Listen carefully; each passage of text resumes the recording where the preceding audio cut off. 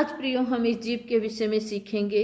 हम सुबह से शाम तक जीभ का प्रयोग करते हैं और सुबह उठते ही हम बोलने लग जाते हैं और जब तक हम रात को सोते नहीं हैं तब तक हमारी ये जीभ चलती रहती है।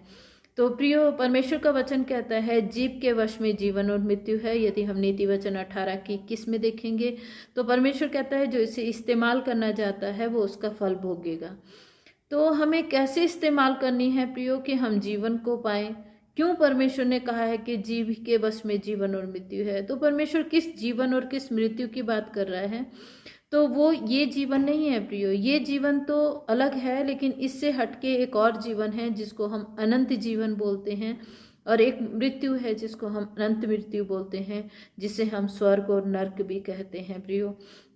तो स्वर्ग और नर्क जाना ये हमारे जीव के अधीन है प्रियो, और जब हम इस जीव का सही प्रयोग करेंगे तो हम स्वर्ग राज्य में प्रवेश करेंगे, ऐसा परमेश्वर कहता है, जीवन को प्राप्त करेंगे। और यदि हम इसका गलत इस्तेमाल करेंगे तो हमें मृत्यु की प्राप्ति, अनंत मृत्यु की प्राप्ति होगी। अब इस जीव के द्वारा हम ऐसा क्या बोलते हैं प्रियो कि हमें अनंत मृत्यु मिल सकती है? जब हम अच्छे अच्छे शब्दों को प्रयोग करेंगे, लोगों को आशीष का कारण बोलेंगे, सुबह उठते ही हम जब प्रार्थना करते हैं प्रभु से तो बहुत अच्छे शब्दों का प्रयोग करते हैं, लेकिन जैसे ही समय खत्म होता है और हम प्रार्थना से हटते हैं, उसके बाद हम निंदा, चुगली, बुराई, व्यभिचार वाली बातें, गंदी गंदी बातें मुंह से बोलते हैं प्रियो।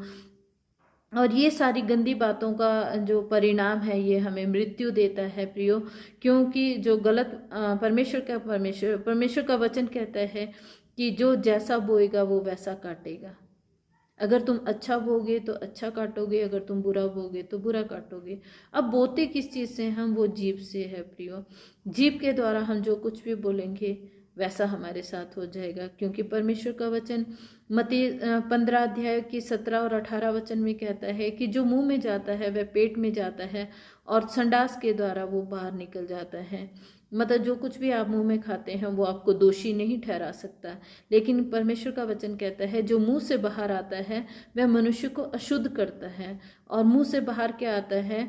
वो है गंदी गंदी बातें, व्यभिचार, निंदा, चुगली, ईर्ष्या, द्वेष, नफरत, गंदे गंदे शब्द। प्यारे प्रभु के बच्चों, जो हम दिन प्रतिदिन बोलते हैं और वो परमेश्वर कहता है वो मनुष्य को अशुद्ध करता है।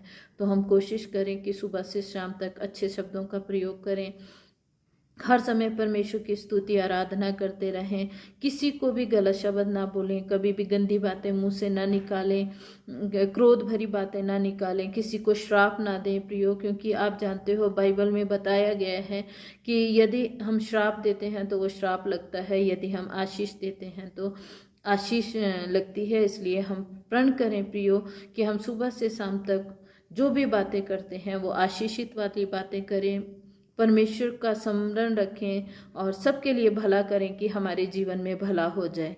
प्रभु आपको वचन के द्वारा आशीष दे। मैं विश्वास करती हूँ आप लोगों ने आशीष पाई होगी। जय मसीह की।